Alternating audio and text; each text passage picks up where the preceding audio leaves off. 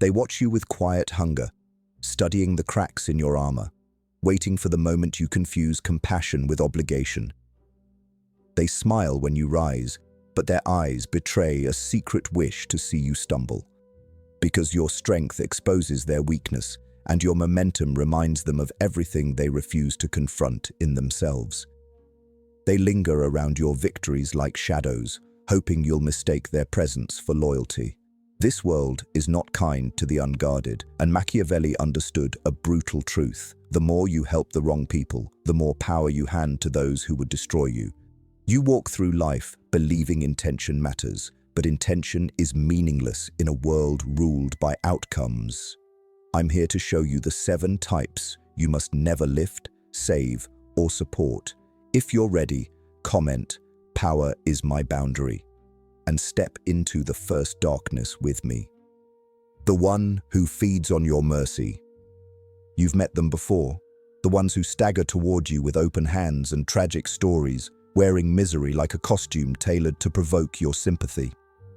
They study your kindness the way a predator studies movement, sensing exactly how to tug your conscience until you surrender your time, your energy, your sanity. Machiavelli warned that mercy is a weapon when placed in the wrong hands, because some people don't want salvation, they want dependence, and they want you to be the dependable one. These individuals are masters of emotional gravity. They pull you downward, slowly, invisibly, until your own strength becomes nothing more than the rope they cling to. They never rise, never push forward, never build. They feed. And every time you offer your help, they grow more convinced that your life owes something to their failures. This is dark psychology's first commandment. Anyone who benefits from staying broken will resent you for trying to lift them. They need the drama, the struggle, the constant crisis to justify their existence. The moment you help them stand, they lose their excuse, and so they sabotage themselves, fall again, and demand you repeat the rescue. But listen carefully, because this is where masculinity and stoicism intersect with strategy. You must withdraw your hand, not in cruelty, but in power. A man who protects his energy chooses who drinks from his well. You guard your power not by giving, but by denying it to the unworthy. And when you walk away from such a person, they will curse your boundaries, accuse you of coldness, claim you turned your back. Let them. Cold power is not about being liked. It's about refusing to be drained by those who see your strength as their life support. If you've ever carried someone who refused to walk, whisper in the comments, "My energy is earned." Let that phrase become your shield. Because as you leave these mercy feeders behind, a darker truth waits in the next shadow, those who smile at you as allies while competing with you in secret. And stepping toward them requires even sharper instincts, because they hide their intentions beneath flattery and false praise. Ready for number 2. The one who competes while pretending to support you. You will recognize this type not by their words, but by the subtle tension behind their smile. The way their praise feels slightly delayed, slightly measured, as if they're calculating how much admiration they can offer without conceding your superiority. These are the silent rivals, the shadow competitors, the ones Machiavelli would call friends who fear your rise more than your fall.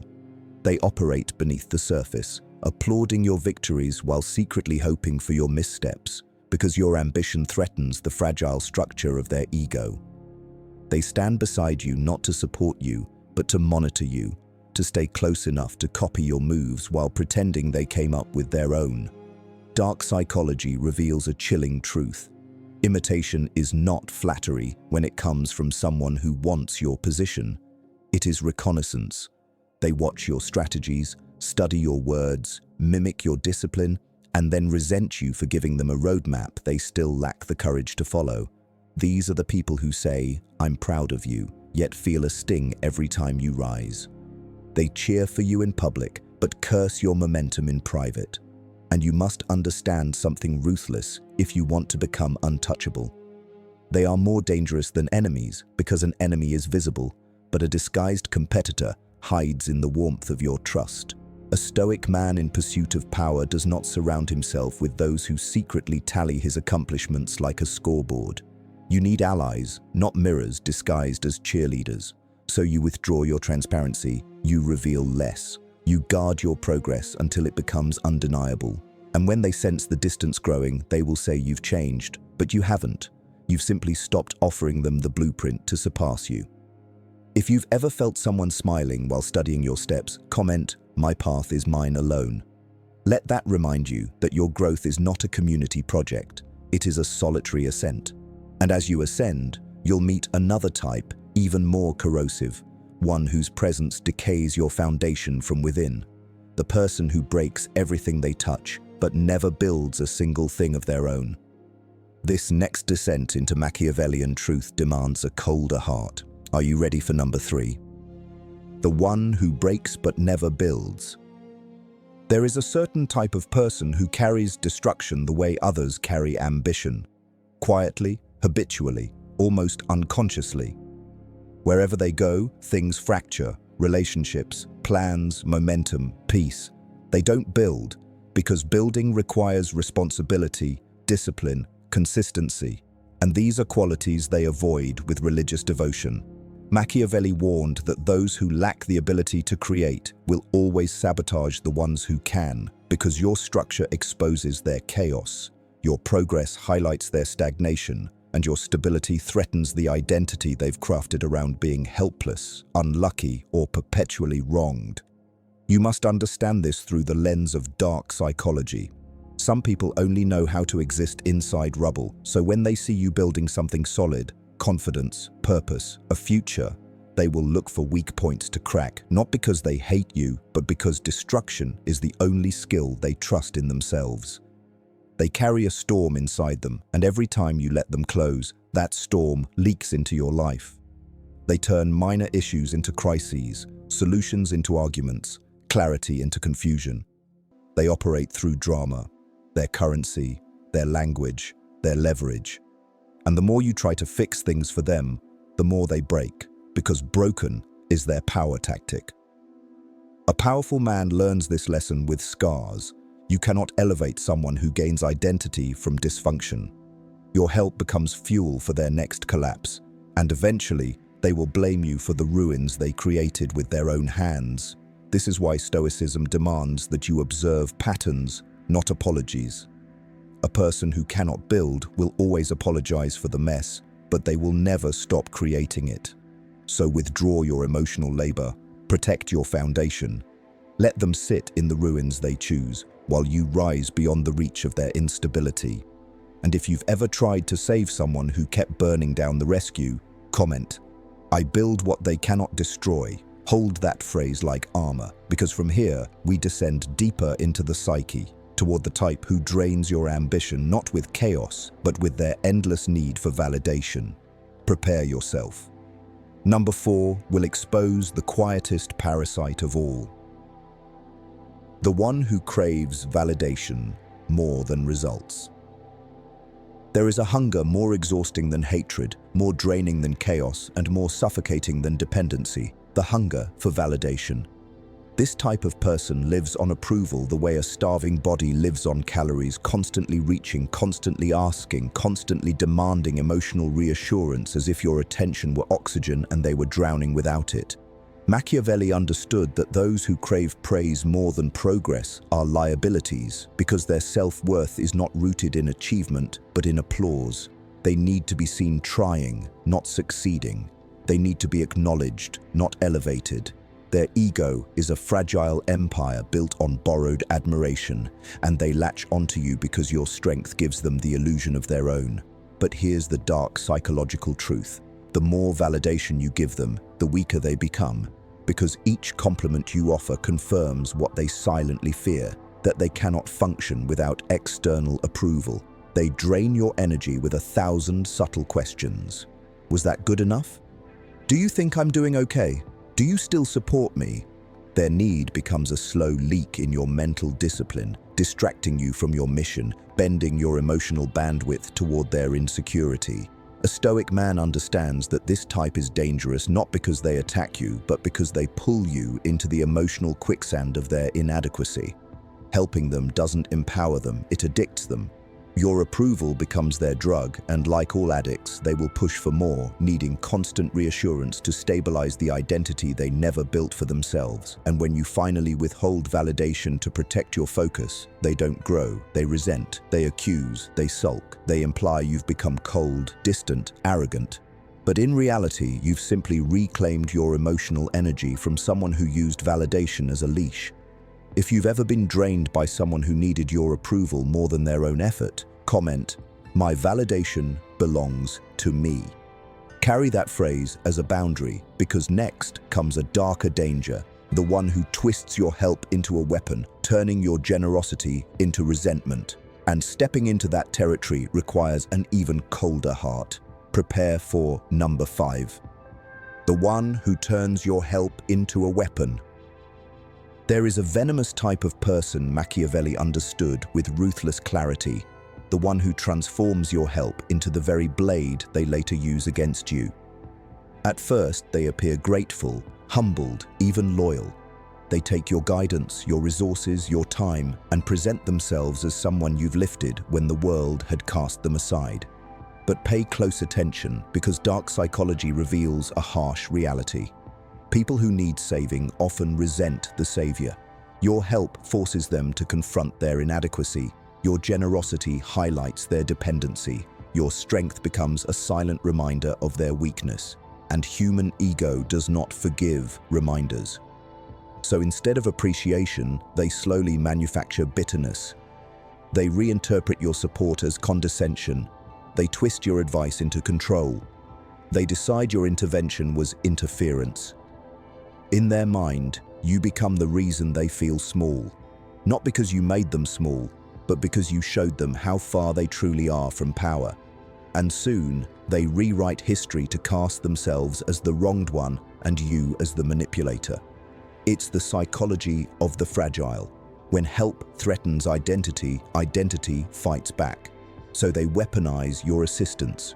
They gossip about your intentions, question your motives, poison others against you with half-truths and emotional theatrics. They will claim you tried to dominate them when you merely tried to lift them. This is why the Stoic man understands a critical law: never help someone whose pride cannot survive being helped.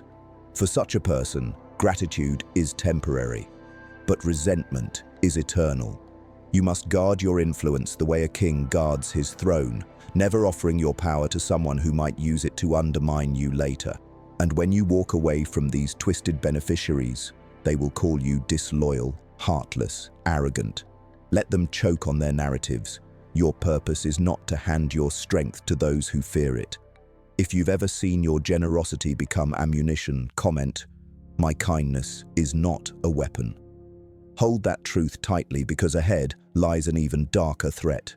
The one whose life is chaos, whose presence destabilizes everything you build, and whose storms become your storms if you stand too close. Steady yourself. Number 6 approaches. The one who lives in chaos and spreads it. Some people carry chaos the way others carry purpose, constantly, unconsciously, inevitably. Their life is a rotating storm of crises, disasters, impulsive decisions, emotional fires, and reckless choices that seem almost scripted to explode at the worst possible moment. Machiavelli would warn you that such people are not unlucky. They are architects of their own instability, and anyone who stands too close becomes collateral damage. Dark psychology makes it clear that chaos is not merely a state, it is a strategy, even when the person wielding it doesn't realize what they're doing. Chaos grants them attention. Chaos excuses their failures. Chaos keeps other people, especially strong, grounded individuals like you, emotionally off balance. And once you are off balance, they can pull you into their orbit and make you responsible for their storms. A chaotic person drains your discipline, your clarity, and your ability to think strategically. They disrupt your routines, interrupt your progress, and bury your momentum under an avalanche of their problems. They show up crying, panicking, spiraling, and you, with your stability, feel compelled to take control, to restore order, to fix what they've recklessly destroyed. But here is the cold, stoic truth. When you constantly rescue someone from chaos, You become part of the chaos, and the more you stabilize their life, the more unstable your own becomes. They rely on your calm as a substitute for their discipline, and eventually they come to expect you to clean every mess they create. Worse still, chaos spreads like wildfire. Keep them close long enough, and their patterns will infect your environment, your relationships, your sleep, your focus, your goals. A powerful man protects his peace with the same intensity he protects his ambition, and that means distancing yourself from those who turn every moment into an emergency. Withdraw your presence, and you'll watch their chaos collapse without you to hold it together. Let it. Their storm is not your responsibility, your mission is. If someone has ever dragged you into their self-inflicted disasters, comment, "My peace is non-negotiable." Etch that into your mind, because next awaits a more insidious threat. Not chaotic, but corrosive. The one who cannot respect strength and therefore must sabotage it. Prepare yourself. Number 7 is the turning point. The one who cannot respect strength. There is a certain type who studies strength not with admiration, but with quiet resentment, because your confidence exposes the hollowness of their own.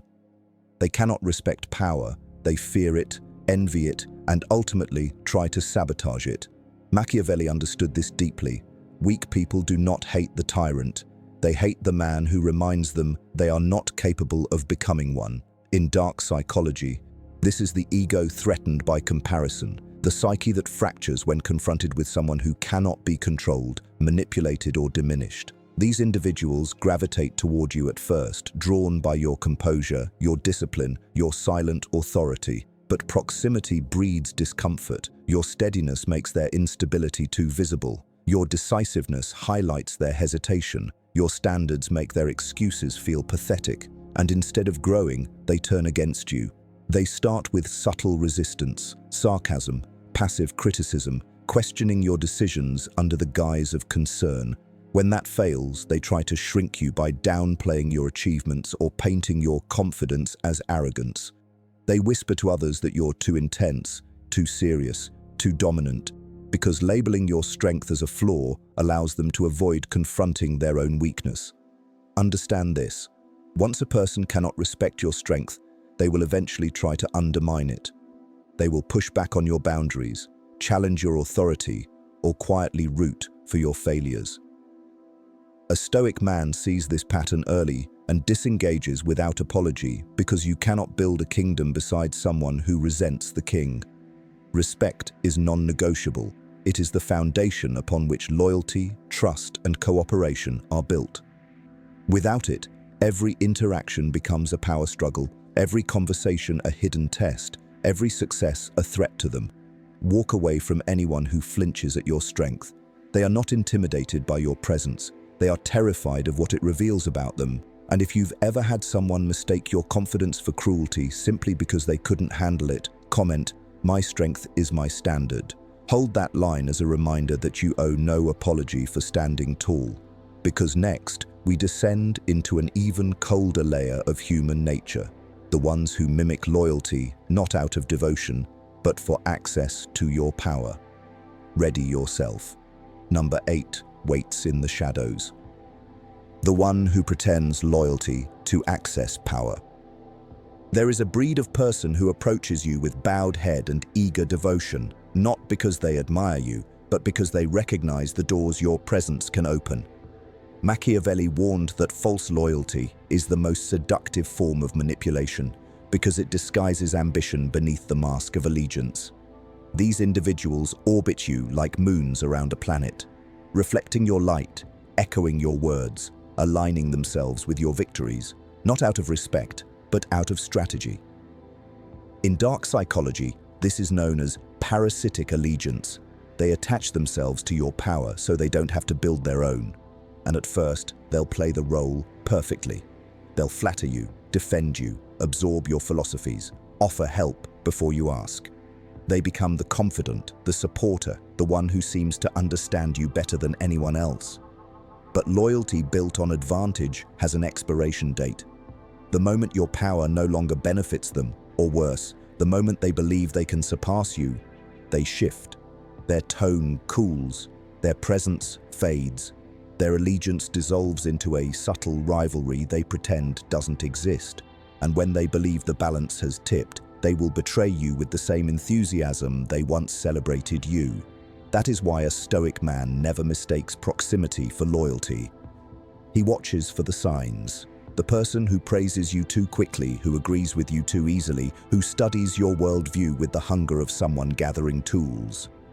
These are not allies, they are opportunists, mapping your weaknesses while pretending to protect your strengths. The cold power truth is simple. True loyalty costs something. False loyalty profits. Withdraw access from anyone who clings to your status more tightly than to their own integrity. Let them drift back into the obscurity they feared. And if you've ever felt someone attach themselves to your rise only to distance themselves at your peak, comment, "Loyalty is proven, not promised." Etch that into your mind, because now we enter an even colder realm, the type who will betray you not for gain, but simply to preserve their image. And nothing cuts deeper than a betrayal born from cowardice. Brace yourself. Number 9 approaches with a sharper blade. The one who will betray you to save face. There is a uniquely dangerous type of person whose loyalty collapses the moment their reputation feels threatened. The kind Machiavelli warned rulers about more than any other, those who fear humiliation more than they value allegiance. These individuals can stand beside you for years, laugh with you, confide in you, call you brother or friend, but the instant their social image begins to crack, they will throw you into the fire without hesitation. In dark psychology, these are reputation-driven cowards, people whose self-worth is so fragile they will betray anyone to preserve the illusion of being blameless. They can't face consequences, can't accept responsibility, can't tolerate the possibility of looking weak or wrong. So when a mistake is made, their mistake, they rewrite the narrative with you cast as the villain. They distort conversations, twist intentions, weaponize half-truths, and present themselves as innocent victims forced to protect themselves. Their betrayal isn't calculated like a strategist's move. It's emotional, impulsive, born from panic and ego.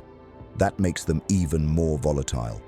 A calculated enemy is predictable. A coward in crisis is chaos with a conscience. They will sacrifice your trust, your private moments, even your character to salvage their own image, and afterward, they'll justify it with delusions. I had no choice. You misunderstood. You were acting differently. A Stoic man never grants such a person the power to be close.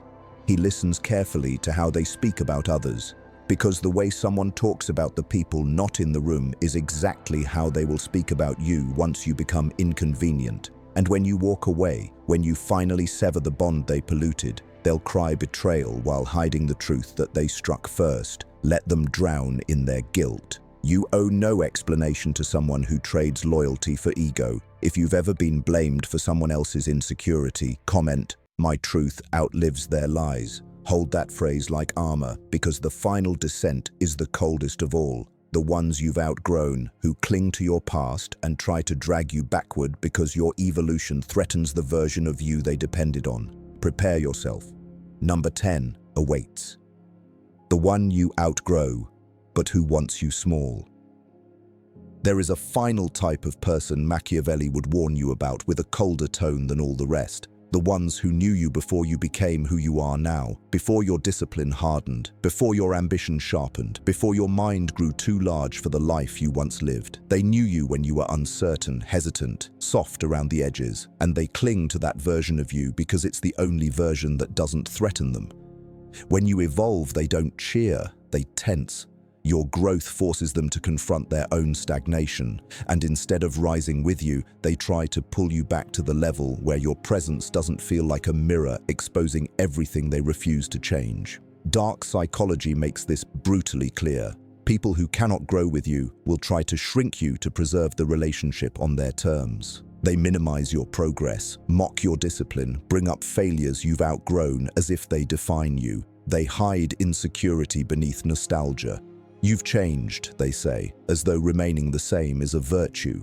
But a Stoic man knows that evolution demands distance, You cannot reach higher ground while dragging people who fear the altitude, and these individuals fear it more than they admit. Your new standards offend their comfort. Your new mindset invalidates their excuses. Your ambition unsettles their complacency. So they guilt you, tug at your history, weaponize familiarity to keep you tethered to a version of yourself that no longer fits.